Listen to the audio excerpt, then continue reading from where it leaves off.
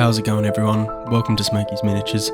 Today I'm going to be painting this little mushroom guy from the Pilgrims Kickstarter campaign. Anyway, this little guy is called Mimus, and he is a little mushroom dude with a little stick, and I don't know what he's going to do with that tiny little stick, but he's exploring the forest in my mind, so that's what I'm going to try and recreate. Right now I'm just going to be priming the miniature. I'm just going with a black primer because I don't have white. I like to imagine that he's just a kid and has run away from home, and now he's been exploring the forest and some big creature has come and scared him, and now he's picked up this little stick as a little defensive weapon. I don't know what he's going to do with it, but I'm sure it'll be fun. And these are the colours I'm going to be using for my first base coat.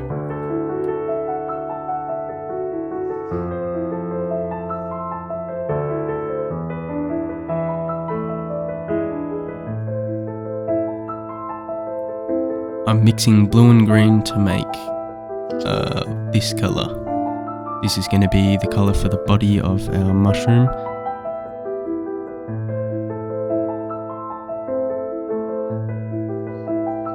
Now that I've finished with that colour, I'm going to be using a mixture of green and brown for the cap of his head.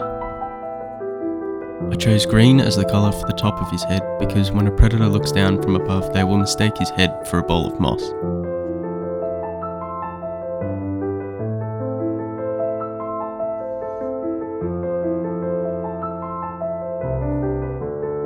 I then used yellow, red and white to start working on his big single eyeball. Using a mix of white and yellow, I block out the eye shape and then go in with a brighter white for a subtle highlight.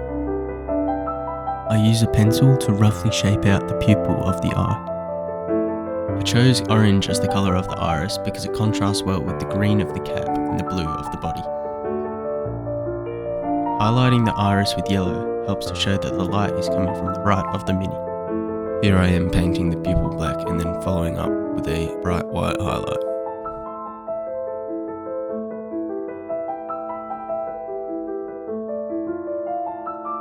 Here I am using a mix of red and yellow to paint the spots that are all over his body. Using yellow in a glaze consistency, I highlight the spots on the model.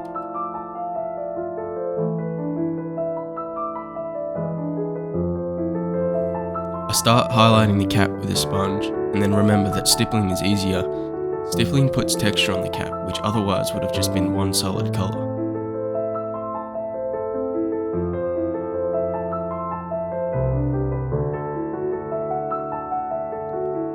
I started doing some blurry footage edge highlights. Once I finished my first set of edge highlights, I decided to put a gradient on the colour of the mushroom. I then redid my edge highlights in a brighter colour.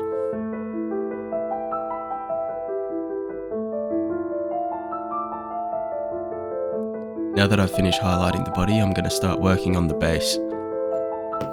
For the start of the base, I'm going to be using this pot that I got when I was buying my aquarium plants. Here I am cutting a circle so that I can fill the pot without filling the whole thing. Using super glue, I'm attaching the cardboard circle to the pot. Using my favourite Smurfs cup, I went outside and collected some dirt from our garden for the basing material. The diluted PVA glue seals everything in place.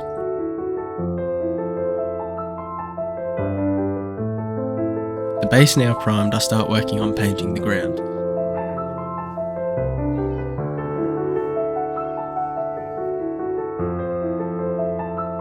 Once I had done a brown base coat, I added splotches of green to simulate where moss would grow. With a lighter brown, I did a quick dry brush on the base.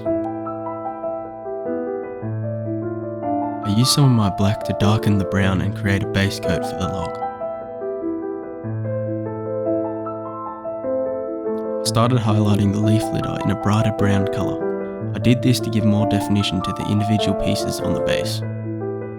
I started highlighting the log. I didn't use too many highlights because I knew I was going to cover it all with moss. First I put down a layer of green on the log. Now I'm using PVA glue to stick the flocking to the log.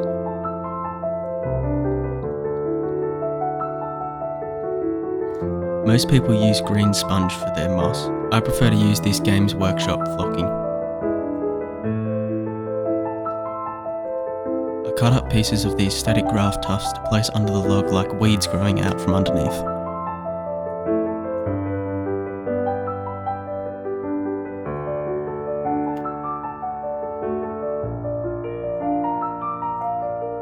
After I'd finished that, I finally glued the model to the base.